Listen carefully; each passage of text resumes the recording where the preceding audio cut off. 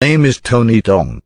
Uber makes big changes to driver pay, adds tipping option. It's time we step up and give you the driving experience you deserve. Uber has announced it will make various changes to how its drivers get paid, including adding an option for riders to tip their driver.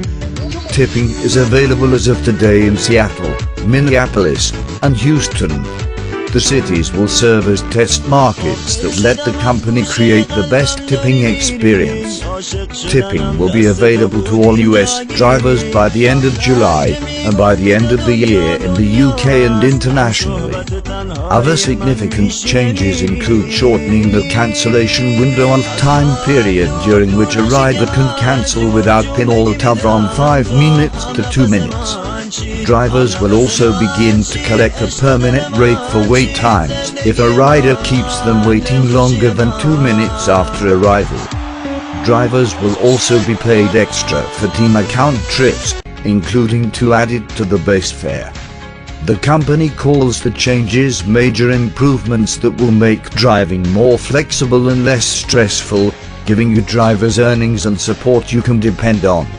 The changes will be launched city by city over the course of the summer. Uber says it will update the changes, which it has dubbed 180 Days of Change, on this page. The program is authored by Rachel Holt and Ernst Kraut, Uber's lead executives for US operations and driver experience.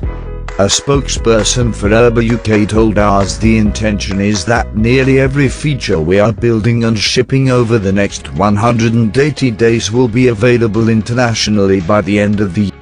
The addition of a tipping option brings Uber into line with the policy of Lyft, its most significant competitor in the US, which has included a tipping option since its inception.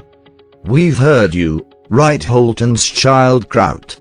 "You've told us what you want, and now it's time we step up and give you the driving experience you deserve, because, simply put, Uber wouldn't exist without you." Last week, Uber put into effect a series of changes recommended by an internal investigation. Those changes included firing some executives, and CEO Travis Kalanick has said he will take a leave of absence. New York City's Independent Driver Guild was quick to declare a win on the tipping issue, which has long been at the top of the Guild's list of demands. Today's tipping announcement is an important win for drivers and proves that thousands of drivers coming together with one voice can make big changes, ID founder Jim Canigliaro Jr. said in an emailed statement. Cuts to driver pay across the ride-hail industry have made tipping income more important than ever. This is an important first step toward a more fair ride-hail industry. Thank you for watching. For the follow-up, subscribe to the channel yourself here. Is investigating Uber's past usage of phony software designed to thwart regulators. Uber also is fighting allegations that it's relying on a key piece of technology stolen from Google's spin-off Waymo to build self-driving cars. Drivers aren't the only people Uber is trying to treat better.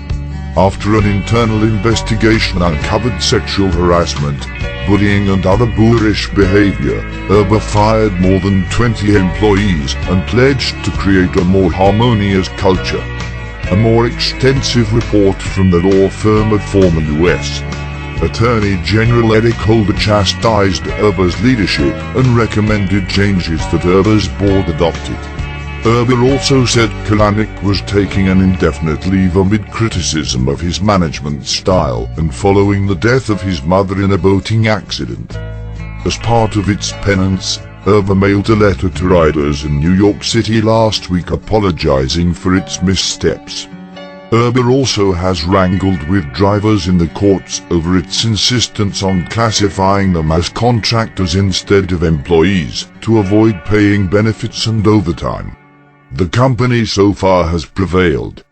Holt said the company talked to thousands of drivers before adding tips to the app. It's also allowing more drivers to designate the routes that they want to travel to keep them closer to a destination. Uber has business reasons to improve its image. Widespread publicity about its bad behavior threatens to turn off drivers and riders, giving them incentive to switch to Lyft. It's difficult to determine whether Uber's misdeeds have cost ridership nationally. In New York City, ridership has grown, but Uber's growth rate is slowing when compared with Lyft.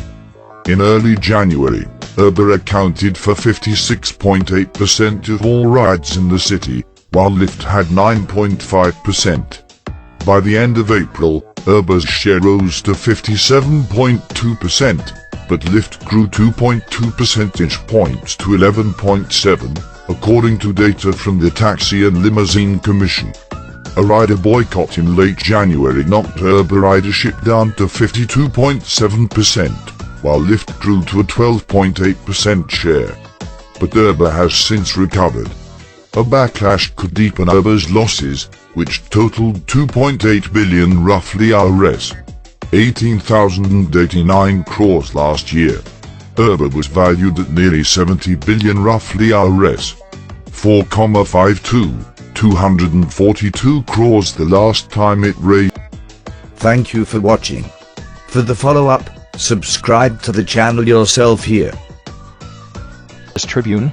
A complete list of Tribune owners and sponsors is available. Read related Tribune coverage. Uber and Lyft are returning to Austin on Monday, the same day Gov. Greg Abbott is expected to sign ride-hailing legislation passed by Texas lawmakers. State Representative Charlie Guerin filed a bill this week that aims to overcome the car industry opposition that crushed an autonomous vehicle bill 2 years ago. But he says there's lots of work left to do on it. Republican State Representative Jason Isaac has asked the Federal Trade Commission to investigate Austin's rules for ride-hailing companies, raising concerns that the city's burdensome regulations are anti-competitive.